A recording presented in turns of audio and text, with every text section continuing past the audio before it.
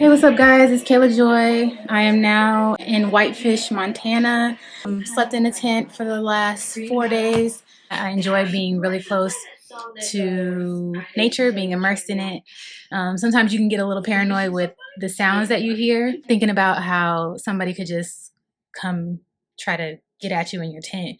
So always keep some sort of protection with you. But it's been a great trip. We lucked up on a really great campsite. I saw about 5 bears, but I think I saw a set of 2 bears twice. One grizzly, the rest of them were black bears. Didn't see any moose this time. Saw goats, saw sheep, rams, marmots, squirrels, chipmunks. To be super up close and personal with these animals in their habitat, respecting their environment, and kind of just sharing it with them.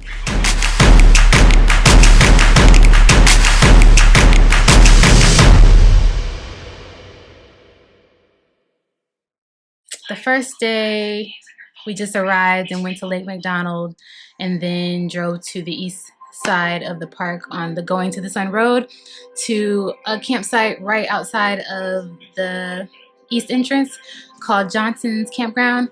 And we were able to reserve that, which was amazing because thinking about the logistics and trying to get to the mini Glacier campground was proving to be kind of hectic, but I got some good tips from somebody I met at the airport. So that was our first night. And then the next morning, we made our way over to the mini Glacier campground to try to secure a spot, and we did.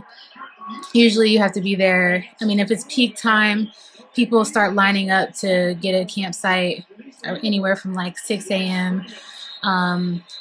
We got there probably 10 minutes to 8, and we're lucky enough they had, it's past Labor Day. People are going back to school, back to work, and yeah, just fortunate to get the campsite that I wanted to be in that area. It's a really popular area of the park because there's a lot of wildlife and then just the amazing scenery and hikes that are accessible from that part.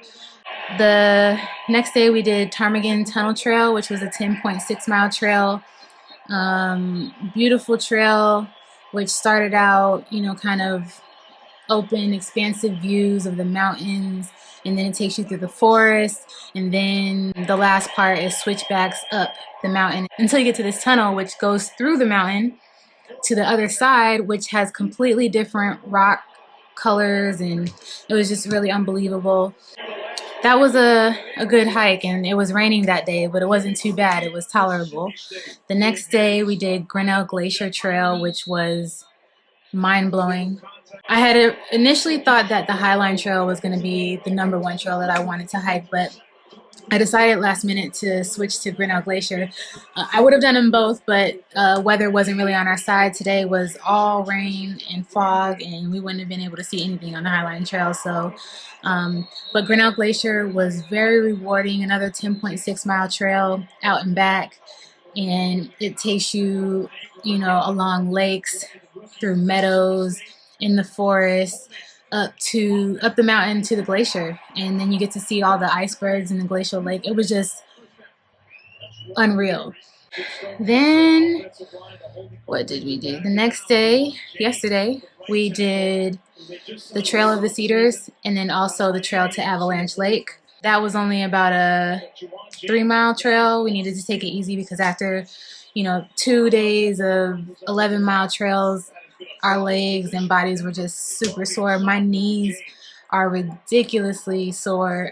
I mean, I don't know if I'm going to be able to I'm going to have to do an honorary day 60 for my workout program once my knees kind of have some time to rest. And then today, like I said, today was probably the worst day. It was just rain and fog, but just drove the Going to the Sun Road back to the west side of the park and stopped at a couple spots along the way to get some cool shots. But I love Montana. What are your thoughts of Montana? Have you ever considered Montana to be a place that you would visit? When you think of Montana, what do you think of? Look at how gorgeous this is. Even on an overcast, rainy day, I mean, the blue colors in the lake or in the creek still shine through. It's amazing. I could sit here and stare at this all day long. Me and my friend Carl were the only black people really that I saw. I saw maybe 2 other black people the whole time that we've been here. And everybody's been friendly. We started up a lot of conversations with people around here and who are visiting the park. And it's just been an amazing environment. You know, everybody that's out here cares about and appreciates nature, which I really enjoy, just to be around like-minded people.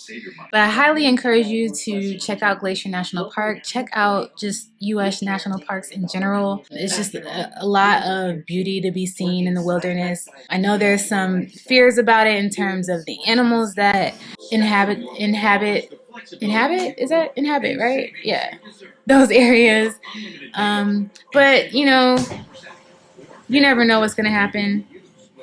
You gotta hope for the best and keep living your life. Don't let stuff stop you. So, you know, I'm not out here completely fearless, but I'm not fearful enough to stop me from doing the things that I want to do. And so that's, you know, kind of how I go about living my day to day.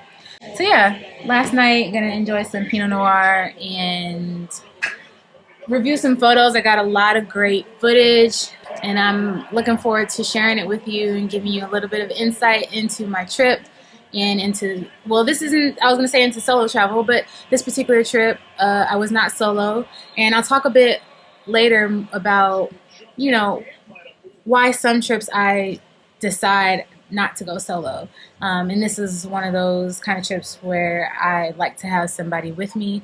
My friend Carl has always been a great partner and teammate to have on these kind of trips, and just in general we've been friends for what year are we in? 2019. Probably over 15 years. So I really enjoy camping with him and hiking, and we learn a lot more about each other and just kind of get an opportunity to disconnect, although anytime he could find Wi-Fi, he was on it. But just get an opportunity to disconnect and relate with one another. That's what I think we need. We're too engrossed in our phones these days.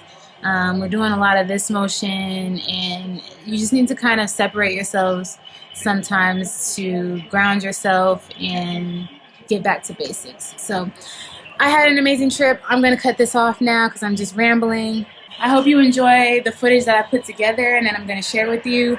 You can follow me on Instagram at k.lajoy. That's k.lajoi. You can check out my YouTube page, klajoy, and you can also check out my website, thesolowanderer.com, where I give you helpful tips and useful advice regarding solo travel and travel just in general. And you can follow me along as I go on my journey, exploring the world and exploring myself.